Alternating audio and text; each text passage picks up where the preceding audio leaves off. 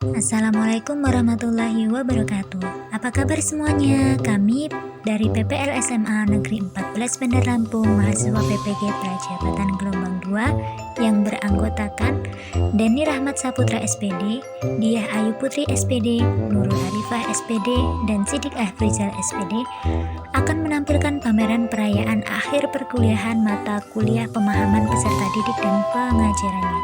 Mari kita saksikan bersama-sama dan selamat menikmati. Nah, sebelum kita lanjut pada penampilan pameran perayaan akhir perkuliahan, mari kita simak bersama-sama mengenai pengertian pendidikan terlebih dahulu.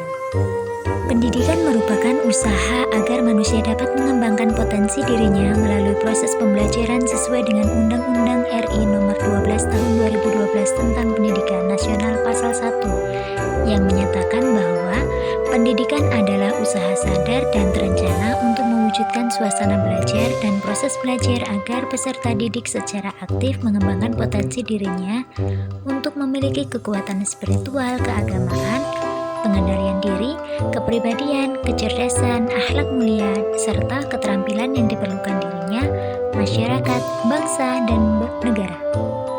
Setelah kita mengetahui pengertian pendidikan, kita lanjut pada permasalahan penyelenggaraan pendidikan di kelas. Adapun salah satu permasalahan yang kami angkat yakni tidak semua peserta didik di kelas mendapatkan fasilitas pembelajaran yang sesuai dengan karakteristik, gaya belajar, minat, dan kebutuhan peserta didik dalam mengembangkan potensinya. Nah, kira-kira solusi apa yang sesuai dalam menghadapi permasalahan tersebut? Dalam menghadapi permasalahan tersebut, kelompok kami menggunakan pembelajaran berdiferensiasi sebagai solusi permasalahan pembelajaran di kelas. Implementasi pembelajaran berdiferensiasi tersebut dengan mencampurkan segala perbedaan peserta didik untuk memperoleh informasi, menciptakan ide, dan mengekspresikan hal yang dipelajari melalui kegiatan menyesuaikan minat, kesiapan, dan profil belajar siswa untuk meningkatkan hasil belajar. Adapun prinsip-prinsip pembelajaran berdiferensiasi disesuaikan dengan Peraturan Pemerintah Nomor 57 Tahun 2021 Pasal 12 Ayat 1 Poin F yang menyatakan bahwa suasana pembelajaran harus bisa memberikan cukup ruang bagi prakarsa, kemandirian, kekreatifan sesuai minat, bakat, serta perkembangan fisik dan psikologis siswa. Setelah mengetahui solusi permasalahan dalam penyelenggaraan pembelajaran di kelas, mari kita simak mengenai desain yang digunakan dalam menentukan hasil asesmen pembelajaran, yakni guru melakukan asesmen diagnostik kognitif yang dilakukan pada awal pembelajaran dan setiap akan berganti pada topik pembelajaran baru. Selanjutnya melakukan asesmen diagnostik untuk menyesuaikan tingkat pembelajaran. Nah, yang harus digarisbawahi pada tahapan ini yaitu pendidik melakukan asesmen diagnostik untuk mengukur kemampuan kognitif peserta didik, bukan untuk mengejar target kurikulum. Pada tahapan ketiga yakni pendidik menyelenggarakan pembelajaran sesuai dengan tingkat pembelajaran, menyesuaikan aktivitas dan materi untuk meningkatkan kemampuan kognitif rata-rata peserta didik. Setelah mengetahui kemampuan peserta didik melalui kegiatan asesmen, kemudian dikelompokkan sesuai dengan kebutuhan, gaya belajar, minat, dan karakteristik melalui kegiatan profiling atau asesmen diagnostik di kelas. Selanjutnya, dibuat modul ajar yang sesuai dengan karakteristik peserta didik, kemudian diimplementasikan pada pembelajaran di kelas dan dilakukan asesmen formatif atau sumatif untuk mengetahui hasil asesmen pembelajaran peserta didik.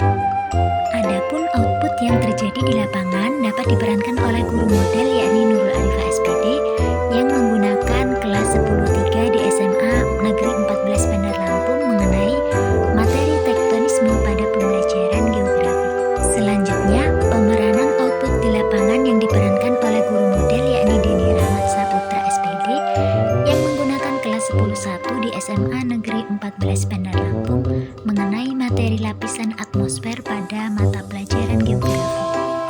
Selanjutnya, pemeranan output di lapangan yang diperankan oleh guru model yakni Diah Ayu Putri SPD yang menggunakan kelas 10-3 di SMA Negeri 14 Bandar Lampung mengenai materi perubahan iklim global pada mata pelajaran geografi. Selanjutnya,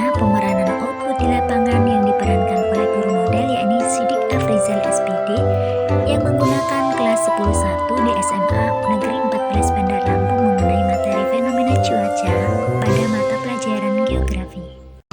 Setelah kita menyaksikan mengenai penampilan output di lapangan pada pemeranan perayaan akhir perkuliahan melalui pemaparan materi mengenai salah satu problematika penyelenggaraan pembelajaran di kelas dan pemeranan oleh guru model, hal yang dipelajari dari rangkaian proses ini yaitu yang pertama, menyelenggarakan pembelajaran sesuai dengan abad 21. Yang kedua, menggunakan konsep Merdeka Belajar.